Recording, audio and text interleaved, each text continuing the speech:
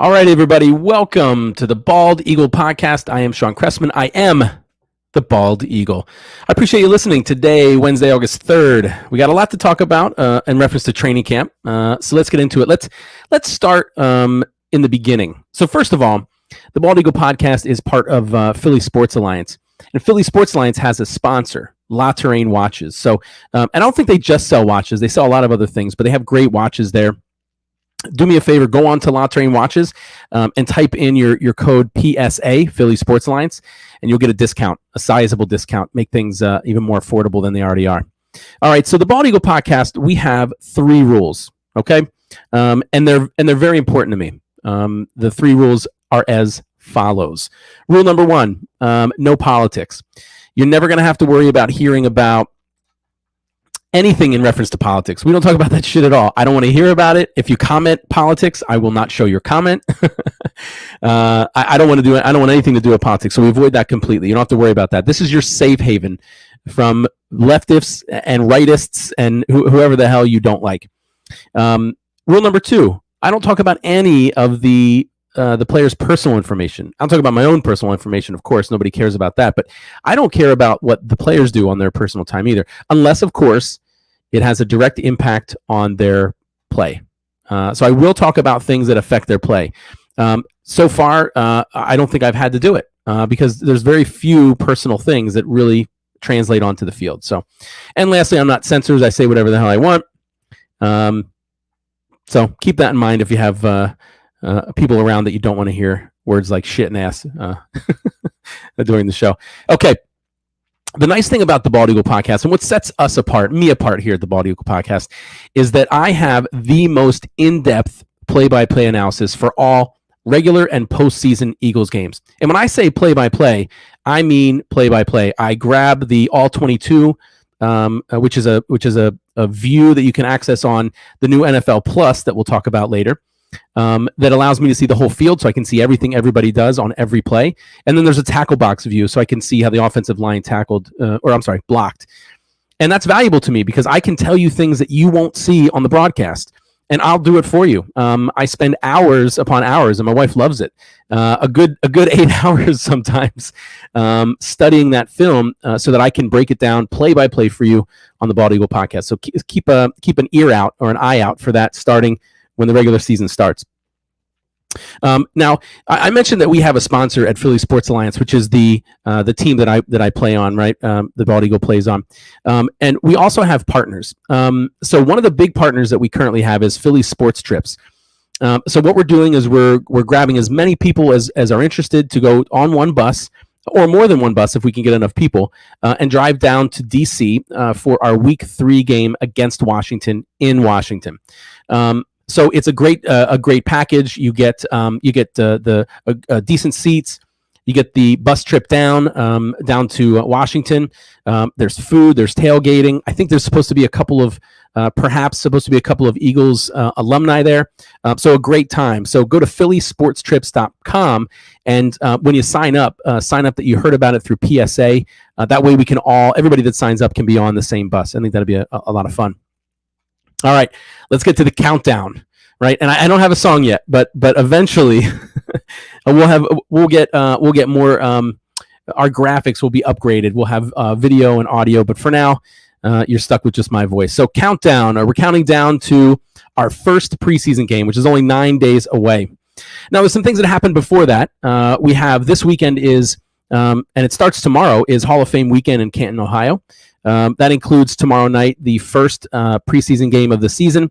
Tomorrow at 8 p.m., the Raiders are technically at the Jacksonville Jaguars, although they're playing in Canton, Ohio, and that is the Hall of Fame game.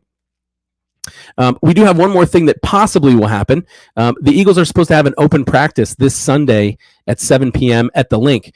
Now, I don't know if they're going to have that practice because as far as I can see, the weather is going to be poor. It's supposed to rain. Maybe they'll have it even with the rain. Maybe they'll only postpone it or cancel it if there's thunder or lightning. But it's supposed to happen this Sunday at 7 p.m. at the Link. And then we have our first preseason game 9 days away, this Friday, August 12th. We play the Jets at 7:30 at home. Week 2 of preseason. We're Sunday, August 21st at Cleveland at 1 p.m. That's our only preseason game that'll be live on NFL Network. Then we have week 3 of preseason, Saturday, August 27th at Miami at 7 p.m. Now, in addition to that one game being on the NFL Network, all the other preseason games will be aired on NBC 10 and 94 WIP will have the audio. Then we kick off regular season. Now, the regular season kicks off on Thursday, September 8th. Buffalo at the Rams, 8:20 p.m. And then we have our first game, week 1 at Detroit, Sunday, September 11th at 1 p.m. Week 2, Monday Night Football against the Vikings at home. That's September 19th, 8:30 p.m. That's our home opener. Week 3 is the bus trip down to Washington. That's Sunday, September 25th at 1 p.m. As many people as can, go ahead and sign up for that trip. It'll be a great time. Week 4 at home against Jacksonville, Sunday, October 2nd, 1 p.m. Week 5 at Arizona, Sunday, October 9th, 4:25 p.m. Week 6 at home, Sunday Night Football against the Dallas Cowgirls, October 16th at 8:20 p.m. Hopefully that is a significant win. I don't know about you guys, and I don't know how much you've been paying attention to training camp, but on paper, I think, and a number of Pro Football Focus, I think, and the NFL.com have ranked our team one of the best teams in the league this year, top 10 at minimum. So, we hopefully will be not only competitive with the Cowgirls, but beat them. So that's our Sunday Night Football game, week 6. We have an early week 7 bye. Week 8 at home against Pittsburgh. That's Sunday, October 30th, 1 p.m. Week 9 at Houston. Thursday Night Football, November 3rd at 8:15 p.m. Week 10 at home against Washington. Monday Night Football, November 14th, 8:15 p.m. We got Week 11 at Indianapolis, Sunday, November 20th, 1 p.m. Week 12 at home against Green Bay, Sunday Night Football, November 27th, 8:20 p.m. Week 13 versus Tennessee at home, Sunday, December 4th, 1 p.m. Then we go a long string of away games. Week 14, we're at the Giants. That's Sunday, December 11th at 1. Week 15 at Chicago, Sunday, December 18th at 1. And Week 16 at the Cowgirls, Saturday, Christmas Eve, December 24th at 4:25 p.m. And then to round out the season, Week 17 at home against the Saints, Sunday, January 1st, New Year's Day at 1 p.m. And Week 18 at home against the Giants. That is to be determined, either the 7th or 8th of January, and we're unsure what time that'll be at. So, you might be saying to yourself, Shawn, you might be saying to yourself, Bald Eagle, I watch your show every time it's on, and you always talk about the schedule. I also always talk about our draft picks, and that's going to be next. And I do that for both your benefit and mine. I have a horrible memory. Walking through all these games every time we have the show keeps it top of mind for me. I can remember when we play who, and I find that valuable because I'm an Eagles fan. So thinking about our schedule, this is the third time we've been away to start the season. Third year in a row, actually. It's the longest streak since the 2011-2013 season. No back-to-back away games until week 13, and then we have 3 in a row. We end the season with 2 home games, which is nice. I mentioned I don't like that week 7 early bye. It is the earliest bye we've had since we had a week 4 bye in 2016. Our NFC East opponents have later byes, not by a long shot. The Giants and the Cowgirls have a week 9 bye, and the Commanders have a week 14 bye, which I'm jealous of. I mentioned a couple of times Monday Night Football, Thursday Night Football, right? We are one of 13 teams in the NFL that have 5 primetime games this year. That's the most in the season, and it's the most we've had since 2018. Now, we have had, since 2000, the second most primetime games in the NFL with 94. Unfortunately, the Cowgirls are first with 100. I hate to give them credit, but sometimes I guess you have to. And then strength of schedule. The NFC East has the easiest strength of schedule between all teams. We're third easiest with a .464 opponent winning record last year, right? The Cowgirls in Washington are tied for the easiest schedule at .462, and the New York Giants are fourth at .465. So we are the bottom 4 as far as strength of schedule. And then the hardest schedule is the LA Rams with an opponent's winning percentage of .567. Okay, and then we round up the end of the season is Sunday, February 12th, 2023, which is Super Bowl 57, and that's at State Farm Stadium in Glendale, Arizona. All right, I mentioned the draft recap. I do that again every show as well.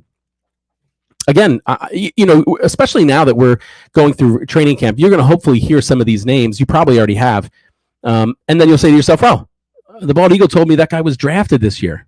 So you'll be able to remember that when other people might forget, right? I would normally forget. Okay, so in the draft, we did some maneuvering, right? And we ended up with 5 picks, and I'm going to include the trade for A.J. Brown because I think that's one of the best things we did in the offseason. But first round, 13th overall, we drafted defensive tackle Jordan Davis from Georgia. He's that massive defensive tackle who can run down quarterbacks. I think he's got a 4.4 or a 4.7 maybe, 40.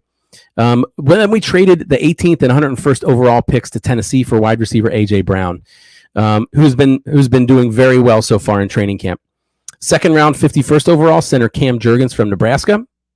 Third round, 83rd overall, linebacker Nakobe Dean from Georgia. Sixth round, 181st overall, linebacker Kyron Johnson from Kansas.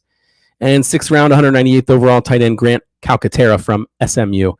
We signed a couple of undrafted rookie agents. Now, we've released a few of them since they've been signed, but the ones that still are signed are Josh Blackwell, a corner from Duke, Reed Blankenship, a safety from Middle Tennessee State, Kennedy Brooks, a running back from Oklahoma, Britton Covey, wide receiver from Utah, William Dunkel, offensive lineman, San Diego State, Ali Fiad, linebacker, Western Michigan, Mario Goodrich, corner from Clemson, Josh Jobe, corner from Alabama, Josh Sills, offensive lineman from Oklahoma State, Carson Strong, quarterback from Nevada, and Carrick Wheatfall, wide receiver from Fresno State. And Carrick Wheatfall, by the way, was the only player that we signed from the tryouts that we had.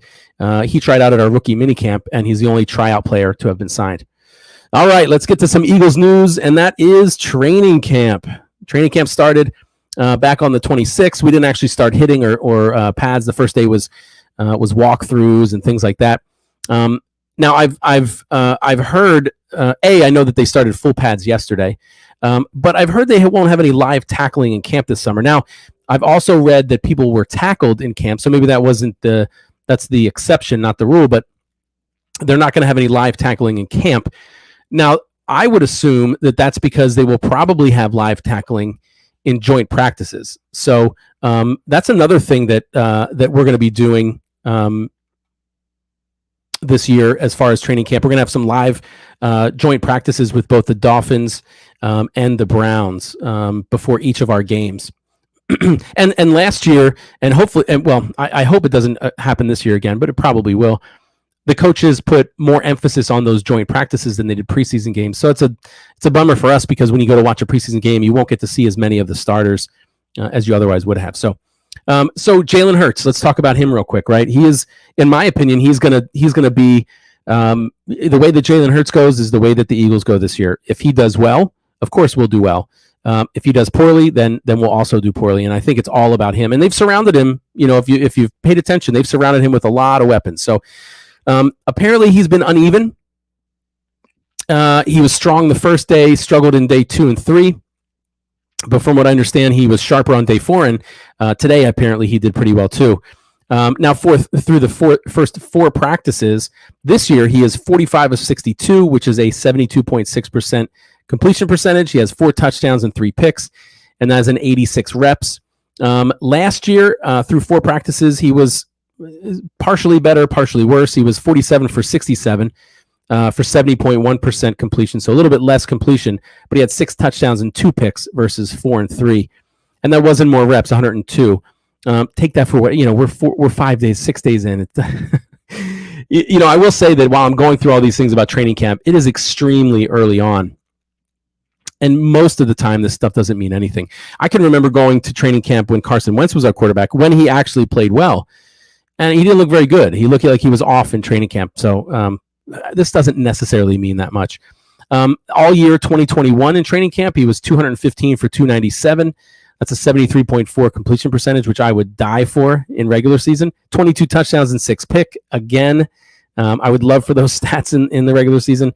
and that was 468 reps, and of course they were all with the first team. There's been talk about how him and AJ Brown, their connection has been heating up. AJ Brown specifically has been impressing people with his physicality. At one point, he pushed Darius Slay to the ground with a stiff arm, and then fought for a contested catch over Darius Slay. So very physical, which is exactly what we need, and I think we're all excited for. Our rookie linebacker Nakobe Dean, who fell because of an injury, and there was a little controversy about that injury, if you remember. There were rumors that he denied getting treatment, and turned out those rumors were false, that he was never recommended to get treatment, surgery specifically. But in any case, everyone thought he dropped a lot. According to Mike Garofalo, they thought he looked pretty good day one, but other journalists have claimed that other linebackers have shown more flashing. They've flashed more, specifically TJ Edwards and Kaiser White, which are getting most of the snaps at linebacker. Davion Taylor is next. Nakobe Dean is a fourth. I haven't heard a lot about Hassan Reddick. I've heard that he's made a couple of quote unquote sacks. We call those quotes because they're not really blocking him, and he can't really hit the quarterback. But not a lot of information, not a lot of comments about Hassan Reddick so far. He is a little heavier this year than he was last year. He weighed in at 247, which was 12 pounds heavier than he was last year at 235. According to him, he's been carrying it all off season. He's comfortable carrying it while he was training in the off season.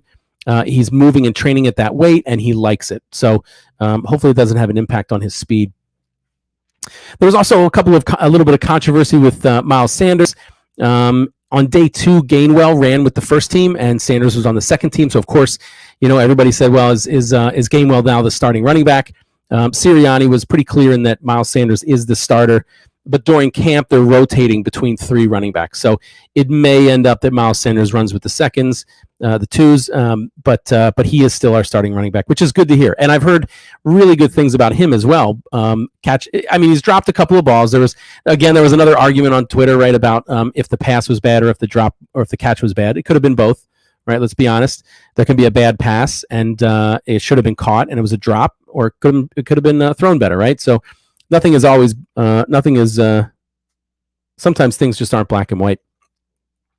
I've heard good things, though, about him running, breaking off some long runs, scoring touchdowns, which you know how much that means, right, when you're not hitting. Also heard really good things about Jordan Davis. In team drills, he was the nose tackle, first team, immediately stuffed the run on the first rush, the running back. He's done very well on one-on-ones. Although he did struggle against Jason Kelce, who used his height as leverage, because Jordan Davis is a huge guy, and Kelce's a little bit shorter. So Kelce was able to get lower, and according to what I've read, Jordan Davis did struggle with that lower defender. Jason Huntley has been spending time as our top kick returner, which I think is a good way to use him. Devin Allen is number 2. Devin Allen is the track guy, the 110-meter hurdle guy who would have broken a world record had he not jumped off the blocks 0.001 seconds too quickly. I don't know if you remember that whole fiasco. Now, Jalen Reagor, right? Again, uneven in camp, right? I heard there was a little spat between him and John Clark, one of the longtime Eagles reporters. John Clark reported Reagor dropping passes, being out-muscled and outmaneuvered by defensive backs. I saw another on Reddit. I saw another recap of a practice day that said the same thing, but Reagor went onto Twitter and said that was a lie. And he used terminology I'm not familiar with. They said he's no cap or something like that. I don't know. He was capping, which I guess nowadays means you're lying. So Reagor claimed he was lying. I put all my money on John Clark. First of all, John Clark, I don't think has any motivation to insult or intentionally put down any of the players. And Reagor has a history of dropping passes. I don't know why he'd be so adamant in that he didn't do that. I'd rather him say, "Hey, I did struggle and I'm improving." Right? I mean, a better attitude I think would be nice. Now, apparently, Reagor did redeem himself later that day, or perhaps the next day. That was yesterday, actually. There was a 7-yard touchdown pass from Jalen Hurts. Well-placed ball, 30 yards in the air, and then a total of 70 yards plus for the reception. Now, Jalen Reagor was working with the first team receiver, so he was with A.J. Brown and Devontae Smith, and they were playing against our second team defense, and the man that he beat was Zech McPherson, who is not one of our starting corners. So, did he really redeem himself, or did he make a play against second stringers? I don't know. Haven't heard a lot about Quez Watkins. Apparently, he's doing very well in one-on-one drills. Went up against Avadi Maddox and beat him almost every time. Had a couple of good receptions, but nothing significant. I still think that Quez Watkins is our number 3. I think Jalen Reagor. I don't think he deserves to be running with the ones, especially based on how he played last year. James Bradbury fitting in very well, playing very well, and Marcus Epps has apparently impressed people with his play as well. A couple players have come down with COVID, not nearly as significant as it had been in the past. They just don't practice, and they're not around. There's no waiting periods or anything like that. Once they are cured, they're able to play again. Those players are Carrick Wheatfall, Fletcher Cox, and Jason Kelsey. They all missed a few days. They call it COVID progression. I think that just means that they have it and they're recovering. Fortunately, and this is not, I'm not trying to start any kind of an argument here, but fortunately, COVID has turned into essentially a cold for the majority of people. I guess that's common with viruses. As they mutate, they generally become less deadly and more contagious, and I think that's exactly what's happened. Now, something you may have noticed if you've watched any film or saw any pictures from training camp, you might see these guys wearing these black foam looking things on top of their helmets. So in the past, when I've read articles about CTE and what people think, because there's no definite way of getting it, right? There's not like, hey, if you get hit a certain amount of times, you'll get CTE. If you get hurt at a certain level, if you get hit hard enough, you'll get CTE. None of that's really known, and generally they can't find out if you have CTE until after you die, and they cut open your brain and they looked at parts of it have deteriorated, right? One of the things that they feel may be causing CTE is not the significant hits, the one-time significant hits, or the necessarily when you hit your head, the concussions, which apparently I may have had too many of. Not specifically the concussions, but that perhaps a constant medium to light tap on your head may cause CTE. So, when you think about when players score touchdowns or they make a big play and people come up and smack them on the head, there's a possibility that those little hits could cause CTE, right? So in the name of safety, and let's be honest, the NFL does a pretty good job of actually trying to make the game safer. There's some things that are questionable. I often wonder myself why, after the NFLPA did a study that said that, lower leg injuries increased by over 30% when you're on artificial turf, why on earth the NFL would let any stadium from that day forward be built with artificial turf if safety was number one. But in any case, I digress. They're wearing these things called guardian caps. They're essentially cushioned. They're cushioned wraps that are put on top of the helmets to add for more protection for the head, and they're required on the helmets of offensive linemen, defensive linemen, linebackers, and tight ends. And they're required up until the second preseason game. Now, anybody can wear one. Anybody that wants one can get one. But they're focused on those players. And lastly, a little more Eagles news, somewhat exciting. I think it'll be more exciting next year. But this year, the Eagles will wear all black helmets. Not a significant difference when you consider that their current helmets are dark green, but still going to look really cool. And of course, the Eagles will sell more apparel, right? Because everybody's going to go out and buy the black helmets. I'm sure I'm going to buy a mini black helmet. But what's more exciting is the Kelly Green. Hey, Frank, what's up, man? I'm talking to Instagram there. What's more interesting and exciting for me is they wanted to wear Kelly Green uniforms this year. If you remember, that's the color they wore back when the Eagles had Randall Cunningham and all those guys. But unfortunately, Nike did not have that color in their existing palette. So it got pushed back to next year. So next year, we should get Kelly Green helmets and Kelly Green jerseys. All right, let's move to a couple of roster moves. Nothing significant. We signed defensive tackle Kobe Smith, signed tight end Jaden Graham, signed center Cameron Tom, and we signed wide receiver Lance Lenore. We'll go over those guys in more detail next time. We waived wide receiver Josh Hammond. He was one of those undrafted free agents we had signed. We waived defensive tackle Noah Ellis with a non-football injury, and we released tackle Jared Williams, who was also an undrafted free agent. All right, let's move to a little bit of NFL news. I said this before, and I want to remind you because, of course, we're in it. So roster cuts. In the past, they've kept 90 players on their roster, which is currently the max, until the end of the last preseason game, and then they had to cut right down to 53. Last year, they were tiered, and they are again this year. And on August 17th, after the first preseason game, you have to cut from 90 to 85. On August 23rd, after the second preseason week, you got to cut from 85 to 80.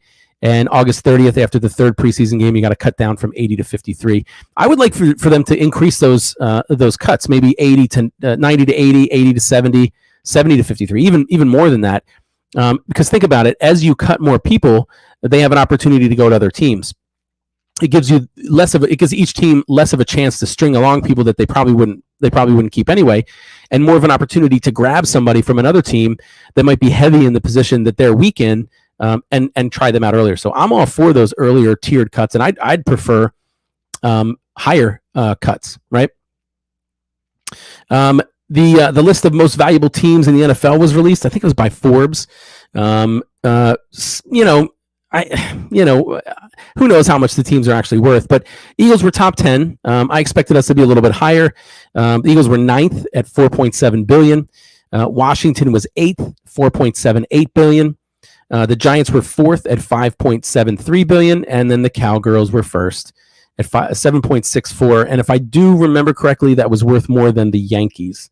So I think the Cowgirls might be the most valuable North American sports team, because we don't give a shit about soccer.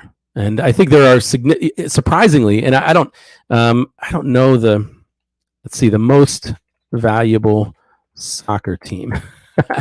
Let's see. Real Madrid. Let's see. Well, that can't be right. It's saying $5.1 billion. I'll have to look that up, because I thought there were soccer teams that were worth more than these NFL teams. I'll look into that and we'll find out, because I'd love to be able to supplant soccer. But, you figure those soccer teams, they play worldwide instead of just in the Americas, or just in North America, really. All right, the NFL. I mentioned NFL Plus, right? They're jumping into the streaming things just like everybody else. It's not anything real different. It's more like a rebranded version of what they really already had. They're now calling it NFL Plus. I prefer NFL Game Pass, because everybody is something plus. I think that's pretty generic and uncreative, right? ESPN Plus. That's the only one I can think of now. But they're all pluses, right? So NFL announced NFL Plus, right? There are 2 tiers. So the basic level is only $4.99 a month, $30 a year, $29.99 a year. You get live out-of-market preseason games on all devices, so you can't watch your local team on the NFL Plus, but you watch every other preseason game that you want, and it's on all devices that you can stream to. You get live, local, and primetime regular season and postseason games on your phone or tablet, so you can't stream that to a TV. I guess there's some conflict with the carriers that carry those games, like ABC, NBC, CBS, and Fox.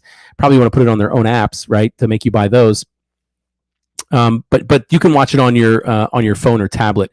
There might be a way to cast it. You could probably plug your tablet in, and perhaps I'm giving away some I don't know, what is that, trademark, violating trademark rules. But anyway, you get a bunch of NFL library programming. So like Hard Knocks is on there, NFL Game Day, not the weekly show, but the one that focuses on teams. There's old Super Bowls on there, all kinds of stuff. And you also get live game audio of all of the games, for all games. And you get both the home call, the away call, and the national call if there is one. So you can choose to listen to your own team's broadcast. You can choose, whoever. So if you want to just listen to them because you can't make it to a TV, that's available everywhere. Now, if you wanted to, and I do, of course, because I've always subscribed to this, you can add the premium level. That's $79.99 a year.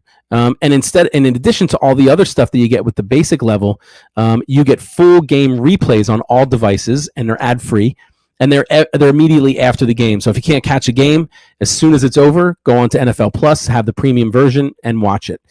You can also pause and rewind. And as far as being ad free, I don't think that they are. I think if you're watching the broadcast right after it aired, I think you'll have to watch the commercials that you would have watched had you watched it live. If you give it enough time, they do remove the commercials. So if you're willing to wait, one of my favorite things to do, and maybe I'm getting personal here and violating my own rule, but on Monday holidays, I won't watch any football on Sunday. And then Monday on the NFL Plus premium service, you can watch any game you want, and all the commercials are cut out. And you can still pause and rewind, so you can rewatch plays, or you can pause if you have to get up and make food or whatever. The premium level also adds condensed game replays.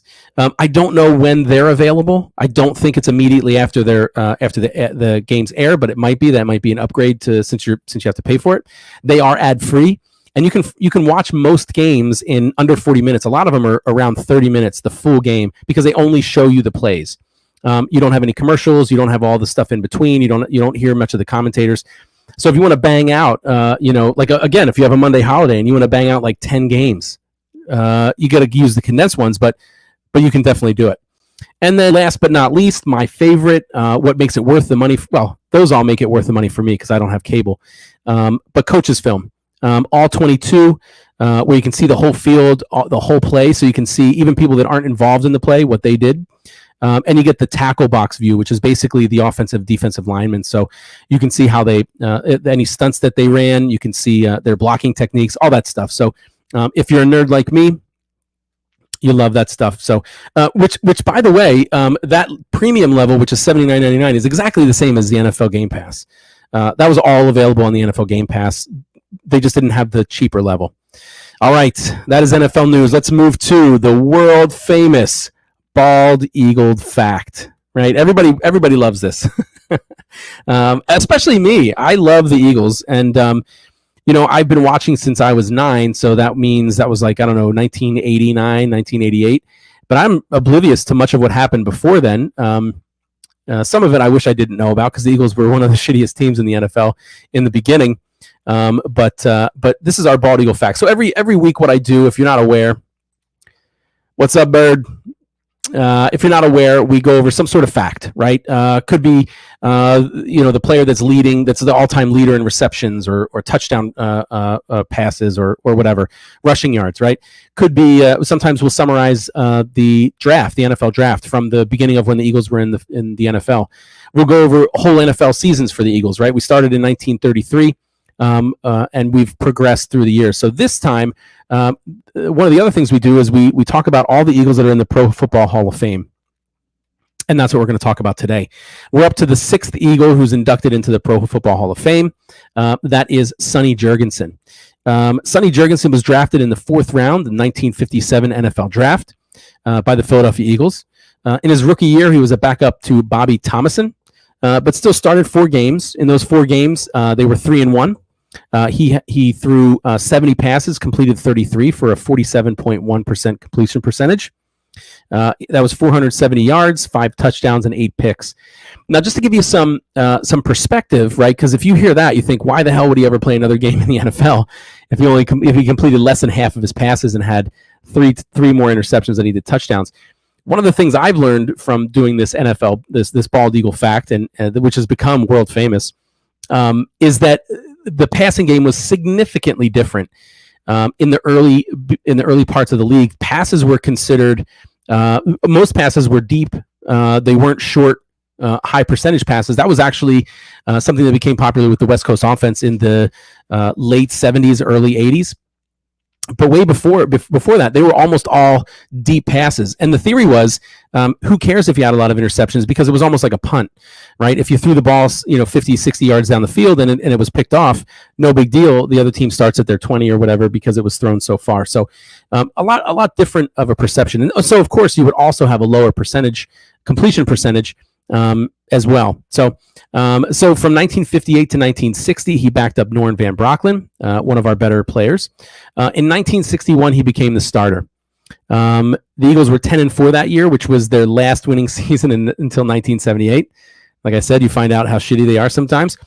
In 1961, he was threw 416 passes and completed 235. That 235 led the league. That was a 56.5% completion percentage for 3,723 yards. That yardage led the league in passing yards. He threw 32 touchdowns. That led the league. 24 interceptions. That led the league. And he passed for 265.9 yards per game, which led the league. In 1962, he again led the league in passing yards with 3,732. Led the league with interceptions with 26. Yards per attempt, 8.9. Yards per catch, 16.6. And passing yards per game with 232.9. Let's see what Drunk has to say here. Hold on a second here. If Jalen Hurts has a down year, send him to China. I'm not wasting any brown spinning on it. Yo, look, you know what? I am 100% on board with that. Send him to China, right? Make him make iPhones and shit, right, for pennies on the per the hour. And I say that because not just AJ Brown, not just Devontae Smith, right? One of the better offensive lines, possibly the best offensive lines in the league. Miles Sanders, which I am convinced is a top 10 running back. What else? Dallas Goedert, one of the better tight ends in the league. So he's surrounded by talent. I think, frankly, one of the most stacked teams that we have had for a long time. So if Jalen Hurts, if we suck, it's probably because Jalen Hurts sucked. And now this year, I was up in the air about possibly giving giving a play at Russell Wilson. I also, I wasn't sure about what was going to happen with Deshaun Watson. That has clearly has not turned out very well. But if he would have been cleared, and if that would have been found that he, that perhaps he really didn't do anything, I was okay with him too. Now I'm glad we didn't, right? But short of those two guys, I don't know how many options we had. There was such a weak draft when it comes to quarterbacks. So I'm all for giving him a shot, right? And frankly, I wouldn't say he's earned it, but again, we don't have any other options. So I'm 100% fine with giving him a shot, and I'm hopeful that he takes advantage of it. I'm hoping he turns into more of a Russell Wilson. But my prediction is that he will make some improvements. But I frankly think that he's probably gonna fall apart. I think, and when I say fall apart, I think he's going to run too much. I think he's going to try and rely on his athleticism, which I think is a valuable thing to have in a quarterback. But I just think he's going to rely too much on it. And I don't know. I'm not optimistic about Jalen Hurts. He, in his when he came in and stepped in for Wentz, when Wentz had that abysmal season, right, record-breaking abysmal season. He did well, and he did a lot of the things that Wentz was not doing. Looking off receivers, corners. Making good decisions, making quick passes, running when he realizes he can't make a throw and things are going down. He was climbing the pocket well, but last year he fell off a little bit, in my opinion, with a lot of those things. Now we won games, we got to the playoffs, but that doesn't mean that he specifically was doing well. So I didn't see a significant improvement from year one to year two. So I'm not expecting a significant improvement from year 2 to year 3. I hope I'm wrong. All right, let's get back to our bald eagle fact. Sonny Jurgensen. So after that record year in 1961, led the league again in all those things in passing yards, interceptions, yards per attempt, yards per catch, and passing yards per game. In 1963, he had an injury-plagued season, didn't do very well. And then he had disagreements with the Eagles' new head coach, Joe Kuharich.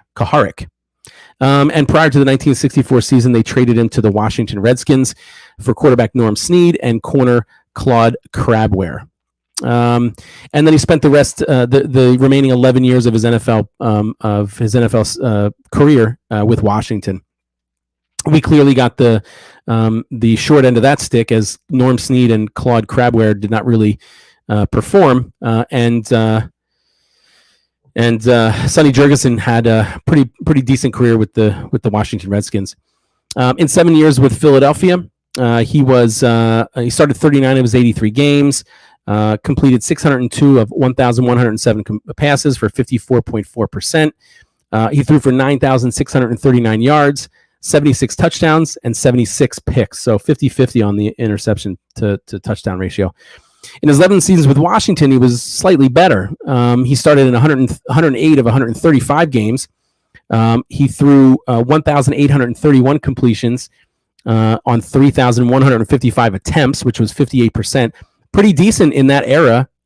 Still pretty bad in current era. He threw for 22,585 yards and 179 touchdowns versus 116 interceptions. Bird wants to know, how do I feel about our defense?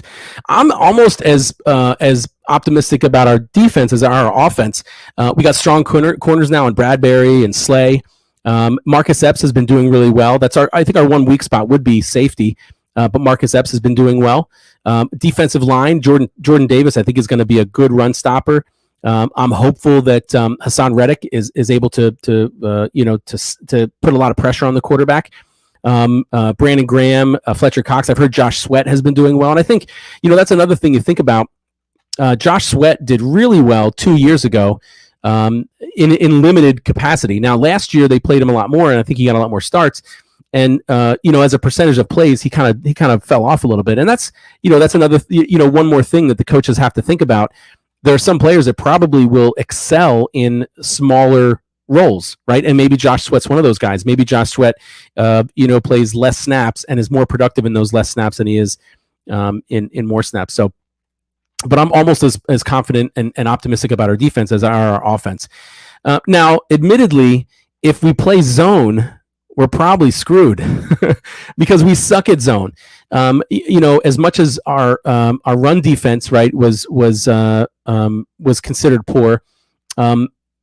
We had, I think, the worst quarterback opponent. They had the best, right? The worst opponent quarterback rating in the NFL. I think we allowed opponent quarterbacks to complete upwards of 70%, more than 70% of their passes. And of course, we gave up a lot of total run yardage, but we were much better. I don't know if we were top 10, but maybe top 15 in rushing yards per game. Rushes per yards per rush. So we weren't horrible when they ran the ball necessarily. They just ran it a lot, and then they completed very high percentage passes. So it was a really easy model to beat us last year. So if we play zone again, if we can't cover, which I think we'll do a better job with Bradbury now, we could be in trouble. But I think it's going to be, again, it's all going to depend on I think. So on offense, it's all going to be on Jalen Hurts. On defense, it's all going to be on Jonathan Gannon. Whatever kind of game he calls, if he stunts more often, because we didn't do a lot of that either. If he blitzes more often, and if he plays more man, I think we'll be more successful. They focused so much last year on preventing the long play, right, the big play, and I think that was to our detriment. And again, it shows in those numbers where again, the top tier quarterbacks completed somewhere around. Some of them completed 80% of their passes. I think Tom Brady completed 80% of his passes against us. Dak Prescott was close to 80. So I don't want to say he's a top tier quarterback, but he did do a very good job against us. So I'm optimistic about the defense too. I think, frankly, if everything comes together, if Jalen Hurts plays well and we're more aggressive on defense, I don't see any reason why we can't win our division and go deep into the playoffs. Listen, Bird, anybody out there that claims that they're an Eagles fan, of course, you root for the Eagles all the time, but there's one requirement of being an Eagles fan, and that is to hate the Cowboys. If you don't hate the Cowboys, then you're not actually a real Eagles fan. And I stand by that statement. All right, let's finish up Sonny Jurgensen's career. So he had that. And I think we talked about his stats while he was in Washington, his 11 seasons in Washington. In his era, he was one of the most prolific passers. He finished his career with 32,224 passing yards, 255 touchdowns in 18 seasons. He led the NFL in passing 5 times. He had 5 3,000 plus passing yard seasons. He was a 5-time All-Pro selection. He was a member of the 1960s NFL All-Decade team. He was inducted to the Pro Football Hall of Fame in 1983. And after retiring from football, he went into broadcasting. From 1974 until 2019, he was in broadcasting. He just retired in 2019 from that. So that is the sixth Eagle ever inducted into the Pro Football Hall of Fame, Sonny Jurgensen. All right. I appreciate all the comments, guys. If you want to comment on Instagram, you can. I'll answer your question, or we'll talk about your comment on live as well. I appreciate the comments, Bird and Drunk. I appreciate everybody listening. Do me a favor, though. Check out all the shows on the Philly Sports Alliance. We have a great lineup here, and I'm going to show you in a second here. So Mondays, we have the Philly Smack Talk show. That is Ryan Reese and Eric Ward. That is all football. Now, Ryan and Eric are both Eagles fans, so they spend probably a little more time with talking about the Eagles, but they talk about all football, not just the Eagles. Mondays at 7:30, you have the Diamond Club podcast. That's an all Phillies podcast with John Hunter, Chris Lahiff, and Danny Hart. Tuesdays at 6:30, you have the Philly Broadcast. That's a 4 Philly sports podcast with Ryan Reese and Ryan Finneran. They talk about all 4 Philly sports: Eagles, Phillies, Sixers, and Flyers. On Wednesdays at 6, you are glued to whatever social media you prefer and watch, and you're listening and watching to the Bald Eagle podcast, finding out everything you need to know about the Eagles, and again, getting the most in-depth play-by-play analysis on regular and postseason games. Wednesdays at 8, we have Mike Sports. Mike Sports has Eric Ward and Jay Landry. That is a football podcast. So they talk about all the NFL. I think Eric's the Eagles fan. Jay Landry, unfortunately, is a Cowgirls fan, but not everybody's perfect. Thursdays at 5:30 is Tendies on Pattison. That is an all Flyers show featuring Paul Bacho, Jack Griffin, and Chris Lahiff. And Thursdays at 7, last but not least, Tables, Ladders, and Chairs. That is a wrestling show featuring Eric Ward and Mike Rouse. Now, I mentioned our sponsors, right? And you've seen some of this stuff on the bottom here if you've been watching. So Philly Sports Alliance is part of, the Bald Eagle podcast is part of Philly Sports Alliance. In addition, we've partnered with the Painted Lines. They are a sports. The Painted Lines is a sports streaming service, and we stream to their YouTube. So perhaps you're watching me on that. We also partner with Six Packs Coverage, and that's at the bottom here. Six Pack Coverage has all of our shows. They're a national media company located in Tennessee, and they don't just have sports podcasts. They also have podcasts on fitness, finance, entertainment. I think they were talking about new movies that came out, and even food, traveling, all kinds of stuff. So the Six Packs Coverage has a lot of stuff there. I think that is it. All right. Do me a favor. Check me out. The Bald Eagle podcast. Make sure you put all that in when you look me up, because unless, of course, you're looking for actual bald eagles, look me up online, Facebook, Instagram, Twitter, YouTube. Go like all my videos, share them with your friends, and tell everybody about it. Wednesdays at 6 p.m. you can see the Bald Eagle podcast. All right. I think that's everything. So I will end with Go Birds. We'll see you next Wednesday.